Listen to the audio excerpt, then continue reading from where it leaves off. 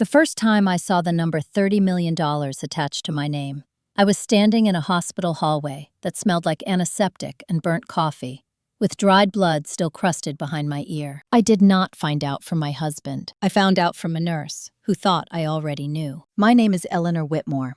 I am 58 years old, and until last spring, I believed I had survived every kind of betrayal a woman could endure. I was wrong.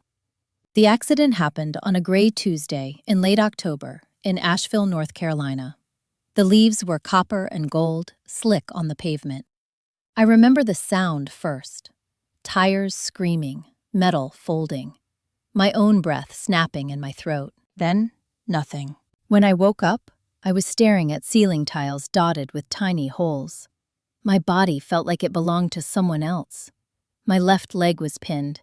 My ribs burned when I inhaled. A machine beeped beside me in steady, indifferent rhythm, and my husband, Grant Whitmore, was not there. Grant was 62, tall, careful with his words. He ran a small logistics company he'd built from scratch, Blue Ridge Freight Solutions. I worked nights as a hotel housekeeper at a lakeside inn. It was not glamorous, but I liked the quiet. I liked earning my own money. I liked not depending on anyone. A nurse leaned over me, adjusting my IV. "You're lucky," she said softly. "With a policy like that, most people don't get a second chance." My mind was thick. "What policy?" She froze. Just for a second. "The life insurance. $30 million. Your husband's been pacing about it for weeks." The room tilted harder than the crash had. "I don't have life insurance," I whispered. She pressed her lips together. "You should rest." But I did not rest. I lay there, staring at the doorway, replaying every conversation from the past month.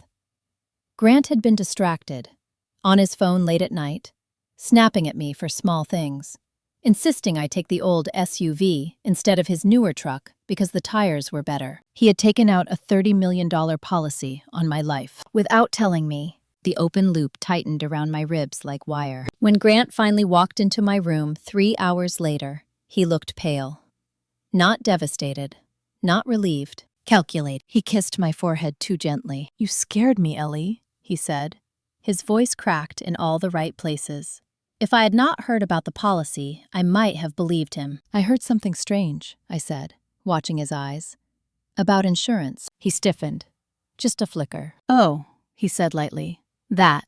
It's just business planning. Asset protection. The company lawyer suggested it. Asset protection. On a hotel housekeeper's life. For $30 million. I had spent 35 years building this marriage. We met at a Christmas church supper when I was 23. I supported him when Blue Ridge Freight was nothing but a borrowed desk and one used truck. I skipped vacations so we could cover payroll. I pawned my grandmother's silver to keep us afloat one winter. And somewhere along the way, he decided I was worth more dead than alive. That night, while Grant slept in the stiff hospital chair, I stared at the dark window and let the emotional wound settle in. This was not panic. It was clarity. If he had taken out that kind of policy, there were only two possibilities. Either he expected me to die, or he intended to make sure I did. 3 days later, while Grant stepped out to handle paperwork, I asked to see the hospital social worker.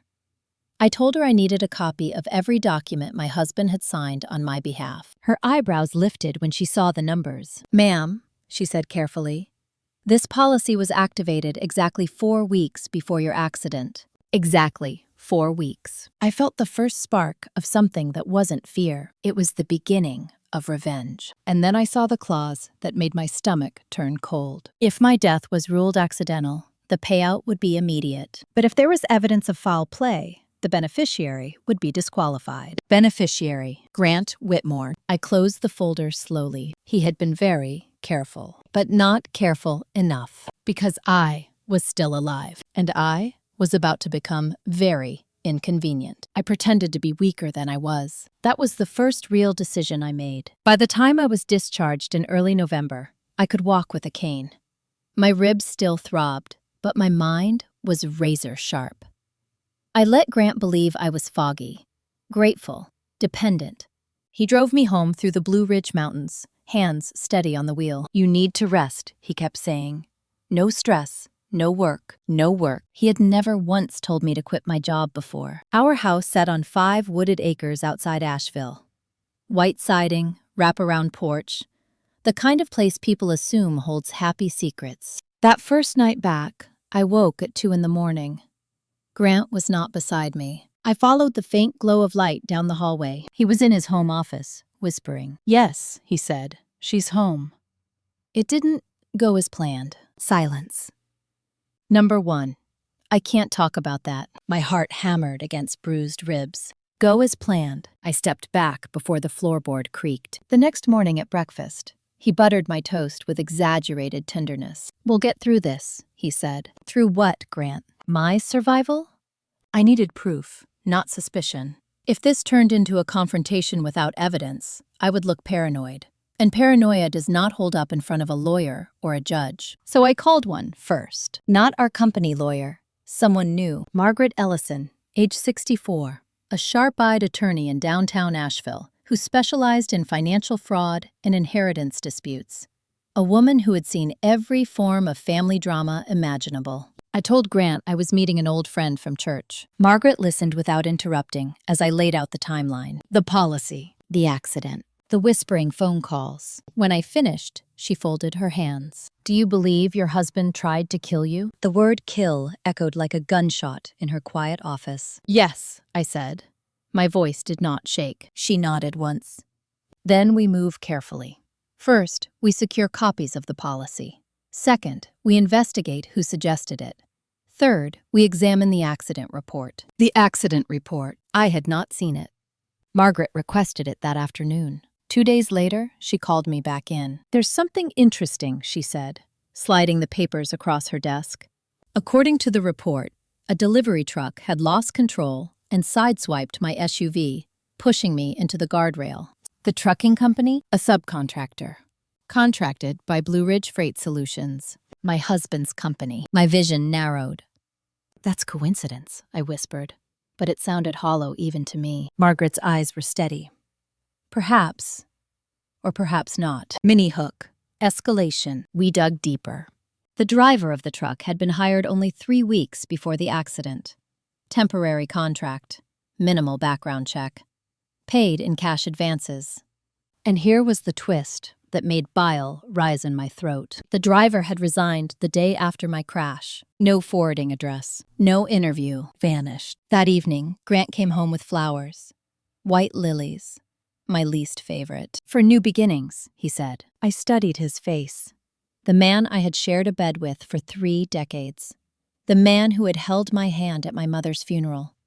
The man who once cried when our dog died. How long had the manipulation been there? How long had I been excluded from decisions about my own life? That night, I lay beside him and felt nothing but calculation. If I confronted him now, he would deny everything, destroy evidence, paint me as unstable. No.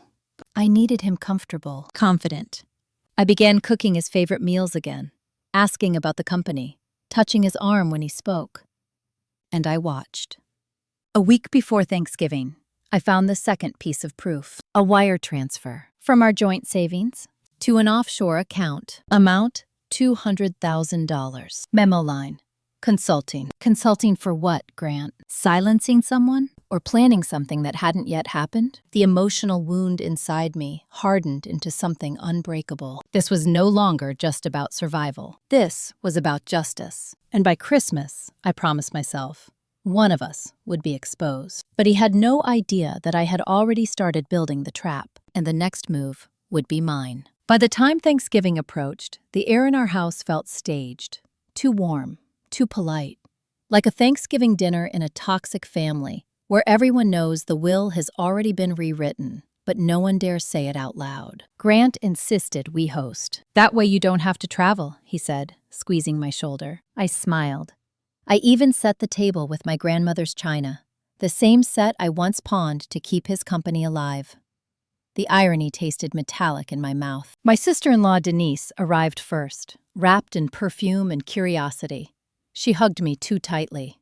"You look amazing," she said. After something like that. The way she said it made my skin prickle. Grant moved around the kitchen with restless energy, checking his phone, stepping outside twice to take calls.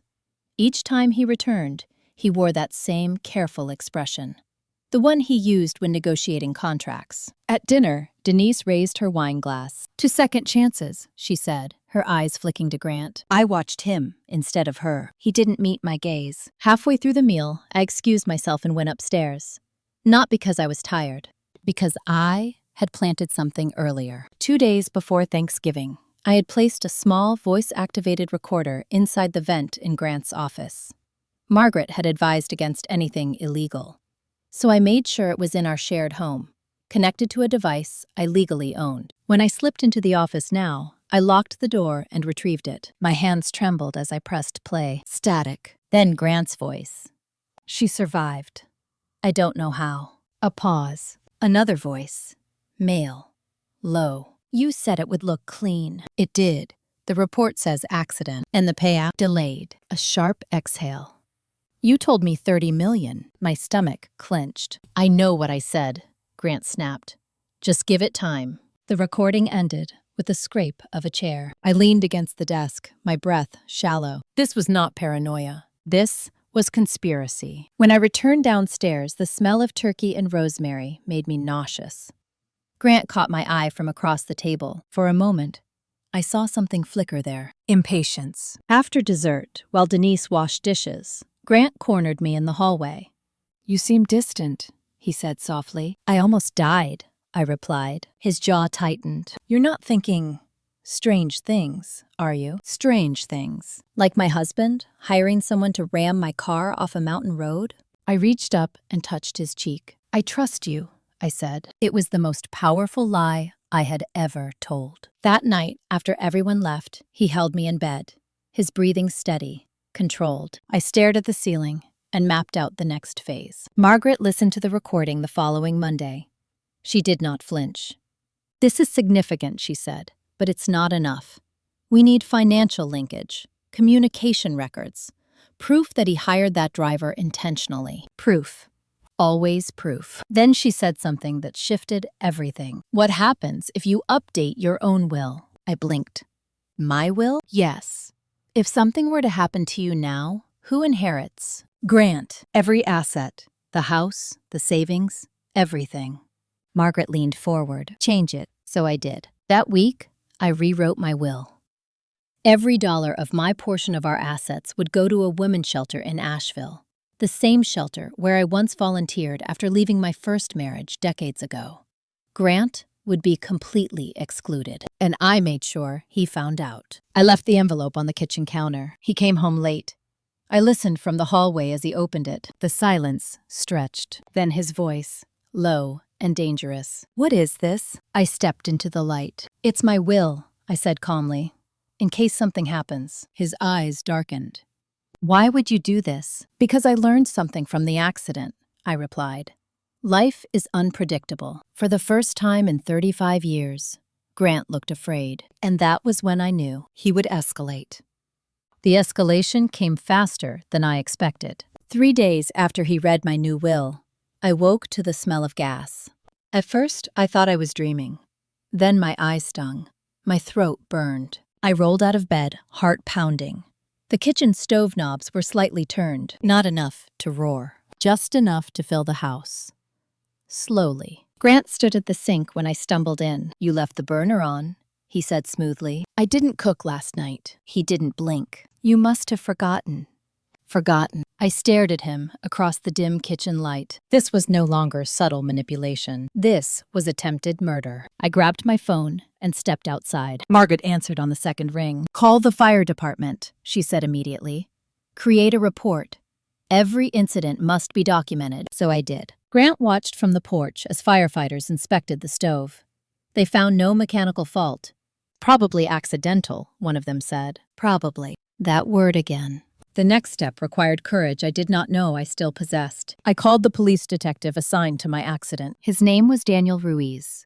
Early 40s. Observant eyes. "I think my husband tried to kill me," I said. There it was. The confrontation with the truth. Detective Ruiz reviewed the accident file, the subcontractor, the missing driver, the timing of the policy. Then he listened to the recording. His expression shifted. "Mrs. Whitmore," he said carefully, "if what you're implying is true, this is no longer a family drama. This is criminal conspiracy." Good, I thought. Let it be criminal. An investigation quietly reopened. Meanwhile, at home, Grant's demeanor changed. He became attentive, overly so, bringing me tea, suggesting couples counseling, talking about renewing vows at Christmas. Renewing vows. The irony almost made me laugh. One evening, he sat across from me at the dining table. "Why did you change your will?" he asked. "Because I realized how easily I could be excluded," I said. His lips pressed thin. "You think I'd ever hurt you?" I held his gaze. "I don't know who you are anymore." For a split second, the mask slipped. Cold. Empty. "You're making a mistake, Eleanor," he said quietly. "No," I replied. "You already did." 2 weeks before Christmas, Detective Ruiz called me in. They had located the truck driver, alive, living under a different name in Tennessee, and he was willing to talk. I sat in the interrogation room, hands folded, listening through the glass as the driver spoke. "He paid me," the man said. "Said it just needed to look like I lost control. Not too hard, just enough." "How much?" Ruiz asked. 200,000. The exact amount of the wire transfer. My breath left my body in a slow, steady stream. Proof. Real proof. As I walked out of the station that night, snow began to fall over Asheville. Soft, silent, beautiful. For weeks, I had been the hunted. Now, the trap had closed. Grant did not know yet. He was at home, likely planning Christmas dinner, planning his image, his narrative, his innocence. He had no idea that a judge would soon hear the words "attempted murder" attached to his name. And when he finally realized that his wife was not the victim he had counted on, it would be too late. The night before Grant's arrest, he asked me what I wanted for Christmas. We were sitting in the living room. The tree lights glowed softly against the window, reflecting back like 1,000 small, watching eyes. Outside, snow covered the driveway in a clean, deceptive blanket. "I want peace," I told him.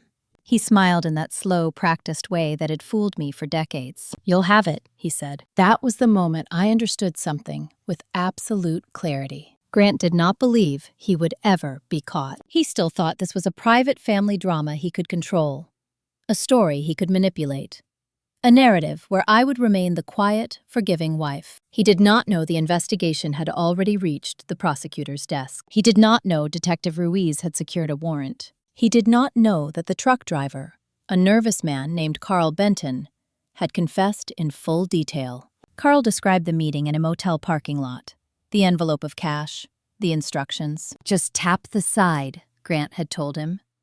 "Make it look like you lost control." Carl's voice shook when he spoke about the amount. 30 million, he said. He said it was insurance money. Said his wife wouldn't suffer. Wouldn't suffer. The phrase echoed in my mind like a cruel joke. I did suffer, not from broken ribs or bruised bones, but from realizing that the man who had held my hand during Christmas prayers had calmly priced my life. The emotional wound transformed into something colder now. Not pain. Precision. Margaret advised me to maintain routine. "Act normal," she said. "He must not suspect." So I decorated the house. I wrapped gifts. I even bought Grant a watch. A simple silver one. The kind he used to admire years ago, when we were young and struggling. On Christmas Eve, we attended a small gathering at Denise's house. The same people, the same forced laughter, the same undercurrent of curiosity. Denise pulled me aside near the kitchen. "You've changed," she said quietly. "How?" "You're calm. After everything." I met her gaze. Sometimes surviving betrayal gives you clarity. Her eyes flickered. She knew something, not everything, but enough to sense the shift. Later that night, Grant insisted we open one gift early. He handed me a small velvet box. Inside was a delicate gold bracelet, engraved with one word: forever. My fingers trembled as I touched it. Forever. The word felt like a threat. I forced a smile. "It's beautiful," I said. He clasped it around my wrist himself, his hands steady. "You and me," he whispered. "Always." But the open loop that had tightened around my life for months was finally about to snap. The next morning, Christmas Day, I woke to the sound of heavy knocking. Grant groaned beside me. Who would be here this early? I already knew. My heart beat slowly, calmly, the kind of calm that only comes when justice is inevitable. Grant opened the front door in his robe. I heard the sharp intake of his breath, then a firm voice. Grant Whitmore, you are under arrest for conspiracy to commit murder and attempted homicide. Silence fell like shattered glass. I stepped into the hallway just as two officers placed handcuffs on his wrists. Grant turned toward me, his eyes wide, not with remorse, with disbelief. You called them? He whispered. I held his gaze steadily. No, I said softly. Your actions did. As they led him away, the snow continued falling. Quiet, unforgiving, final. The first phase of my revenge was complete. But the confrontation was only beginning. The trial began in early spring. By then, the story had spread across Asheville. The local news called it a shocking case of betrayal inside a seemingly perfect marriage. Strangers whispered when I entered grocery stores, some with sympathy, some with morbid curiosity. I did not care. My focus was on the courtroom, on the truth. Grant sat at the defense table in tailored suits, his posture straight, his expression carefully composed. He still believed he could manipulate the narrative. His attorney argued that everything was circumstantial, that the recording was ambiguous, that Carl Benton was an unreliable witness seeking a reduced sentence. But facts have weight, and truth has momentum. When Carl testified, his voice trembled so badly, the judge had to ask him to slow down. He said his wife wouldn't suffer, Carl repeated. He said it would just look like an accident. Grant stared straight ahead, his jaw clenched. He never once looked at me. Then it was my turn. I walked to the witness stand with my cane, every step echoing in the silent courtroom. The judge, a stern woman in her 60s named Judge Lillian Harwood, watched me closely. Mrs. Whitmore, she said gently, please tell the court what you discovered after your accident. So I did. I spoke about the nurse's comment, the life insurance policy, the timing, the whispered phone calls, the gas stove incident. But more than facts, I spoke about something deeper. I trusted him for 35 years, I said, my voice steady. I built a life believing we were partners. When I learned about the policy, it felt like I had already died in his mind. The courtroom was completely silent. That is the real betrayal, I continued. Not just the attempt on my life, but the quiet decision that my existence was an obstacle. Grant finally looked at me then. For the first time, I saw something raw in his eyes. Not love, not regret, fury. The prosecution presented the financial records next. The wire transfer, the policy documents, the timeline. Each piece locked into place like a steel door closing. During cross-examination, Grant's attorney tried to paint me as unstable, paranoid, emotional. Mrs. Whitmore, he said smoothly, is it possible you misunderstood your husband's intentions? I met his gaze calmly. No, I said, because people who love you do not secretly profit from your death. The words hung in the air, clear, unavoidable. The climax came when the prosecution played the recording. Grant's own voice filled the courtroom. She survived. I don't know how. The jurors watched him as the words echoed. His composure cracked for just a second. It was enough. The verdict came after 2 days of deliberation. Guilty. On all charges. As the judge read the sentence, Grant's shoulders finally sagged. 25 years in prison. No chance of parole for at least 15. He turned toward me one last time before they led him away. You ruined everything, he said hoarsely. I felt no triumph, only a deep, steady release. No, I replied quietly.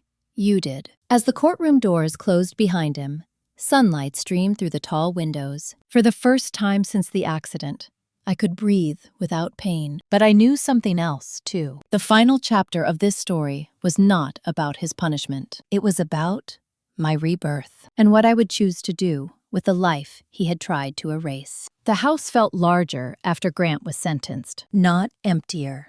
Large, as if the walls themselves had been holding their breath for years and were finally expanding. For the first week after the trial, I barely left the porch. Spring had settled gently over Asheville. Dogwood blossoms opened in quiet defiance of winter. I sat in a rocking chair every morning with a cup of black coffee and let the silence settle into my bones. People expected me to collapse. They expected hysteria. bitterness, some dramatic unraveling after such public betrayal. But what I felt instead was something far more powerful: clarity. I met with Margaret again in early April to begin divorce proceedings. The paperwork felt almost anticlimactic compared to attempted murder charges. Still, there was something symbolic about signing my name across those pages. "Given the conviction," she said, adjusting her glasses, "the asset division will heavily favor you." Blue Ridge Freight Solutions would be dissolved under court review. Most of Grant's shares would be frozen, pending restitution claims. Restitution, such a cold word for something so personal. But here was the unexpected twist. As forensic accountants dug deeper into the company finances, they uncovered something neither of us had anticipated. Grant had been siphoning money from Blue Ridge Freight for years. Small amounts at first, then larger, redirected into shell accounts. The total? Just under $4 million. The prosecutors expanded the charges to include financial fraud. When Margaret told me, I sat back in her leather chair and let out a long breath. So it hadn't started with the insurance policy. The manipulation had been there long before. The insurance was just the final, desperate move of a man cornered by his own deception. That realization hurt more than the accident ever had, because it meant our entire last decade together had been a performance. In May, I attended the court-ordered asset hearing. Grant appeared thinner, his hair grayer. Prison had already begun its quiet erosion. He tried to catch my eye as the judge outlined the seizure of company assets and liquidation of certain properties. I did not look at him. The house would remain mine. The 5 wooded acres, the wraparound porch, the place where he had tried to end my life. Friends suggested I sell it. Start over somewhere else. Florida, maybe, or Arizona. But I chose to stay because leaving would feel like surrender. Instead, I made a different decision. I contacted the women's shelter listed in my will. The director, a soft-spoken woman named Clarissa Hayes, met me for lunch downtown. "I remember you volunteering here years ago," she said with a warm smile. "I remember needing it," I replied. I told her everything. Not the public details, the personal ones. The gas stove, the bracelet engraved with forever. The way betrayal can settle into your body like a second skeleton. Clarissa listened without interrupting. When I finished, I said something that surprised even me. "I want to turn my house into something useful." Her eyebrows lifted. "Useful how?" "A transitional home. For women over 50 leaving toxic marriages. Women who've been excluded from finances, from inheritance, from decisions.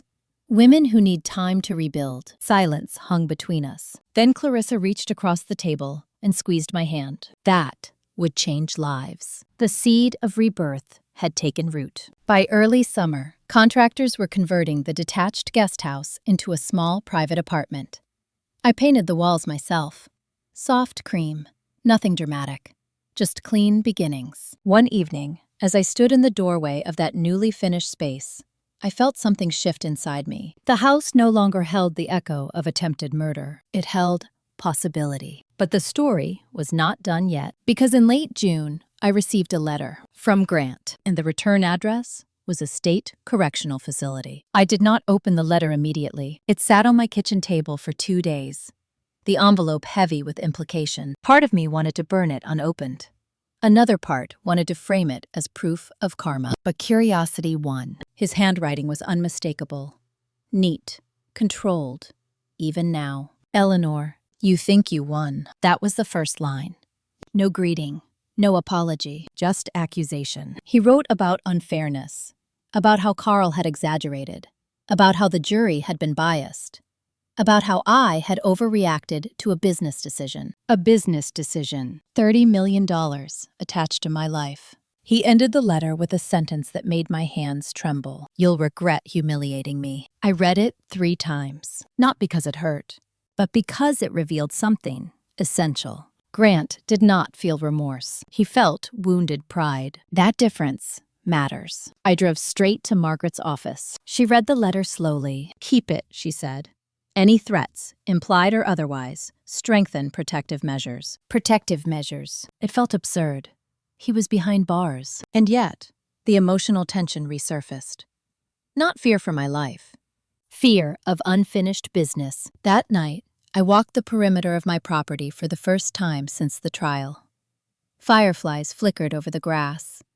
The air smelled of pine and warm earth. I realized something profound. For months, my identity had revolved around survival, then around revenge. But what happens after justice? The answer came sooner than expected. In July, the first resident moved into the guest house. Her name was Marlene Bishop, 61, recently divorced after discovering her husband had rewritten his will, leaving everything to a much younger girlfriend. Excluded, financially stranded, humiliated. When she stepped onto my porch with 2 suitcases and red-rimmed eyes, I saw a version of myself standing there. "I don't know how to start over," she whispered. I looked at the mountains beyond the trees. "You start by breathing," I said. Over the next weeks, Marlene and I shared coffee in the mornings. She told me about manipulation disguised as love, about favoritism towards stepchildren, about being gaslit until she doubted her own memory. Family drama takes many forms. Betrayal wears many faces. One afternoon, she asked carefully, "Do you hate him?" She meant Grant. I considered the question. "No," I said finally. "Hate ties you to someone. I prefer freedom." And for the first time, I meant it. But freedom does not erase consequences. In late August, I received another notice. A civil lawsuit filed by Grant. He was attempting to claim partial rights to the house, arguing emotional distress and asset mismanagement. Even from prison, he was reaching. Manipulation, once learned, does not disappear easily. I stood in my kitchen holding the paperwork, and instead of anger, I felt something almost like pity. He still thought this was a game he could win. He still underestimated me. I called Margaret. Her laugh was soft but confident. "Let him try," she said. "He doesn't realize the full financial audit hasn't even reached sentencing enhancements yet." Sentencing enhancements. Another wave was coming, and this time, it would not be quiet. As summer faded into early fall, I understood something deeply. Grant had tried to erase me. Instead, he had forced me to rebuild into someone unrecognizable, stronger, strategic, unapologetic. And when the next court date arrived, I would not be there as a victim. I would be there as the architect of my own second life. But Grant was about to learn one final truth. Karma does not knock loudly. It closes in slowly, and it never misses. The civil lawsuit hearing was scheduled for early October, almost exactly 1 year after the accident. 1 year since tires screamed on wet mountain asphalt. 1 year since I learned my life had been valued at $30 million. The timing felt poetic. Grant appeared in court via video from the correctional facility. His image flickered slightly on the large screen mounted near the judge's bench. Prison had changed him. His shoulders seemed narrower, his voice less controlled, but his eyes were the same. Calculate. His attorney argued that the house had appreciated in value during our marriage, due to company investments. That despite the criminal conviction, Grant was entitled to equitable distribution under marital property law. Equitable. Such a strange word when paired with attempted murder. Margaret stood beside me, composed and unbothered. When it was her turn, she presented the financial audit results. The full audit. Not just the siphoned $4 million, but additional concealed liabilities, unreported offshore transfers, tax evasion, and most importantly, documentation proving that the $200,000 paid to Carl Benton had originated from corporate accounts under false consulting invoices. The judge, a different one this time, leaned forward. "Mr. Whitmore," she said coolly, addressing the screen, "are you aware that this court has referred additional findings to the federal prosecutor?" The silence from the video feed was thick. Grant swallowed. "I have already been sentenced," he said tightly. "For state charges," the judge replied. "Financial crimes across state lines are a separate matter." I watched his face lose color. The man who once orchestrated my near death now looked small, diminished. The judge dismissed his civil claim outright, citing egregious misconduct and forfeiture under criminal asset statutes. In plain language, he would receive nothing. No house, no property, no hidden leverage. As the hearing concluded, Grant's image flickered again before going dark. For the first time in over a year, I felt something unexpected. Not anger, not satisfaction. Closure. Outside the courthouse, Autumn air brushed cool against my face. Leaves drifted across the steps like quiet applause. Margaret squeezed my arm. "He miscalculated," she said. "Yes," I replied. "He did." But the escalation was not finished. 2 weeks later, federal charges were formally announced. Tax fraud, interstate wire fraud, money laundering. Each count added potential years to his sentence. The local news picked it up again. The story that had once been framed as a shocking family drama was now described as a long pattern of manipulation and greed. Karma does not shout. It accumulates. In November, I received permission to speak at the sentencing enhancement hearing. I debated whether to attend, whether to give him any more of my energy. But then I thought about the women who would one day stand in the guest house behind my home, unsure of their own worth. They deserved to see what justice looks like. So I went. Grant looked up when I entered the courtroom. This time, he did not glare. He looked tired. When the judge invited me to speak, I rose slowly. "I do not stand here seeking revenge," I began. "I stand here acknowledging truth." The word truth felt solid on my tongue. For years, I believed loyalty was enough, that supporting someone quietly, faithfully, would be reciprocated. Instead, I was excluded from financial decisions, manipulated, and ultimately targeted as a liability. I let the silence stretch. What happened to me is not just a crime. It is a warning. Betrayal often hides behind familiarity. Grant lowered his gaze. "I have rebuilt my life," I continued, "and I will continue to rebuild it. But accountability matters, not for me alone, for anyone who believes they can quietly erase another person for profit." When I finished, the courtroom was still. The judge added 12 additional years to Grant's sentence, 30 this year's total. He would never again control a company, never again calculate someone's value. As he was escorted out, he did not look at me. He did not say goodbye. For the first time, he seemed to understand. He had not lost a wife. He had lost everything. And I had gained something he never could quantify: myself. Winter returned gently that year. The mountains around Asheville were dusted with frost, and smoke curled from chimneys like soft sighs. The guest house was no longer empty. Marlene had found part-time work at a bookstore downtown. She laughed more easily now, her shoulders no longer curved inward. And in December, a second woman arrived. Her name was Teresa Caldwell, 59, recently widowed, only to discover her late husband had secretly changed his will months before his death, leaving their estate to a distant cousin. Excluded, alone.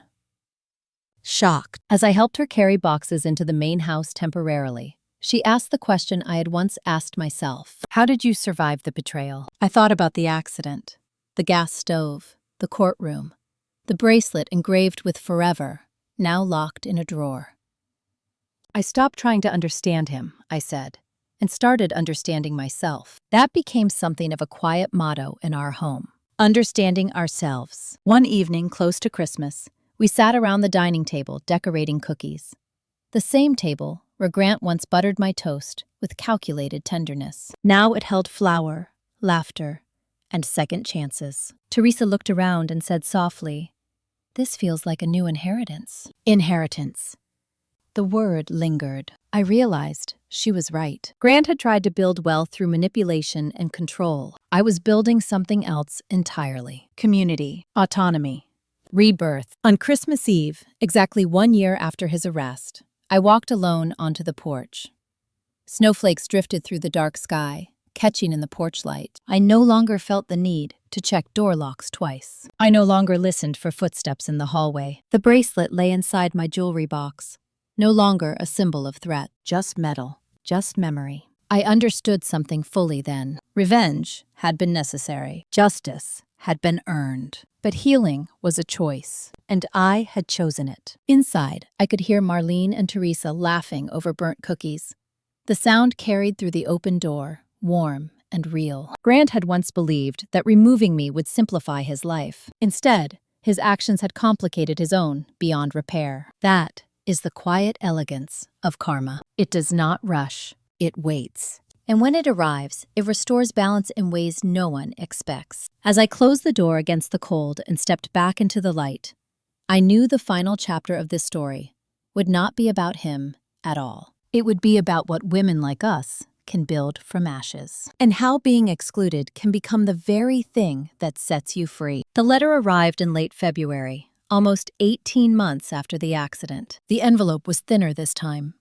No threats, no accusations, just my name, written in the same careful handwriting I once trusted to sign mortgage papers and birthday cards. I opened it standing at the kitchen counter, morning light pooling across the wood grain. Eleanor, I have been moved to a federal facility. My attorney says there will be no further appeals. I suppose this is what accountability feels like. The words startled me, not because they were kind, but because they were almost honest. He wrote about the monotony of prison, the noise, the loss of control. He mentioned the company as if it had been a separate entity that betrayed him. He did not apologize, but he acknowledged something new. I thought I could manage outcomes, he wrote. I was wrong. That was as close to remorse as Grant Whitmore would ever come. I folded the letter carefully and placed it in a drawer beside the bracelet engraved "Forever," symbols of a life that no longer owned me. Outside, early spring was stretching over the Blue Ridge Mountains again. The same season as his sentencing. The same season when I first felt air fill my lungs without pain. But everything was different now. The guest house had expanded into a small, informal program. With Clarissa's help, we registered it as a nonprofit transitional residence for women over 50 navigating divorce, inheritance disputes, and financial exclusion. We named it Second Horizon. Not dramatic, just honest. Marlene had moved into her own apartment downtown. Teresa was working with a probate lawyer to contest her husband's manipulated will. 2 new residents had arrived in January, both carrying stories heavy with favoritism, hidden truth, and quiet manipulation. One evening, we hosted a small gathering in the main house. Nothing extravagant, just coffee, tea, and women telling their stories without whispering. A woman named Judith, 63, said something that settled deep inside me. They tried to erase us because they thought we were replaceable. The room went still. I thought of the insurance policy. $30 million. A number meant to quantify my absence. They miscalculated, I said gently, because that was the truth. Grant had not just underestimated the legal system, he had underestimated resilience. In March, I was invited to speak at a community forum about financial abuse and late-life betrayal. The auditorium was modest, filled mostly with women my age and older. I stood at the podium and looked out at faces lined with experience. I am not here as a victim, I began. I am here as proof that being excluded is not the end of your story. I spoke about reading documents, about knowing your assets, about never surrendering access to financial decisions under the guise of trust. But I also spoke about something more intimate. The deepest betrayal is not financial, I said. It is the moment someone decides your life is negotiable. The silence in that room was powerful. Afterward, a woman approached me with tears in her eyes. I thought I was foolish for not seeing it sooner, she whispered. I took her hands in mine. You were loyal, I said. There is nothing foolish about that. Driving home that evening, I realized something that would have once terrified me. I no longer thought about Grant every day. Sometimes weeks passed without his name crossing my mind. That is what true release feels like. Not fireworks, not dramatic declarations, just space. The final time I saw Grant was in early summer, not in a courtroom, in a visitation room. I debated going. For weeks, I debated. But I wanted to look at him without fear, without anger, without the weight of unfinished emotion. He sat across from me at a metal table bolted to the floor, thinner, older. Time had done what justice began. For a moment, neither of us spoke. You look well, he said finally. I am, I replied. There was no performance in my voice. He studied me, as if trying to solve a puzzle that no longer belonged to him. I never thought you'd build something from it, he said quietly. From what? From all of this. I considered the question. You tried to end my story, I said. Instead, you forced me to write a better one. His hands rested flat on the table. I thought money would fix the company, he admitted. I thought if you were gone, everything else would stabilize. There it was, the raw, ugly core of it all. Not hatred. Convenience. I felt no surge of rage, only distance. You didn't just miscalculate finances, I said softly. You miscalculated Me. The guard signaled that our time was nearly over. Grant looked at me one last time. "Do you hate me?" he asked. It was the same question Marlene once asked, and my answer had not changed. No, I said. I released you. That was the final act of revenge. Not punishment, not prison. Release. Because once you release someone, they no longer occupy your future. As I walked out into the bright afternoon sun, the air felt light against my skin. The house on 5 wooded acres still stood, but it no longer represented survival. It represented transformation. Second Horizon had 3 residents that summer. We were expanding the program. Slowly, carefully, with integrity. On the porch that evening, I watched the mountains fade into twilight. I thought about the woman I was 18 months ago. Bruised, confused, betrayed. And I thought about the woman sitting there now, stronger, clearer, unapologetic. If you are listening to this story and you have ever felt excluded from your own life, from inheritance decisions, from financial truth, from respect, I want you to know something. Being betrayed does not diminish your worth. Sometimes it reveals it. If this story resonated with you, if you believe in karma-based justice, in second chances, in women rebuilding their lives after family drama and hidden manipulation, then I invite you to stay connected. Like this story. Share your thoughts in the comments and subscribe so we can continue telling the truths that too many people try to silence. Because sometimes the most powerful revenge is not destruction. It is rebuilding. And I promise you this, it is never too late to begin again.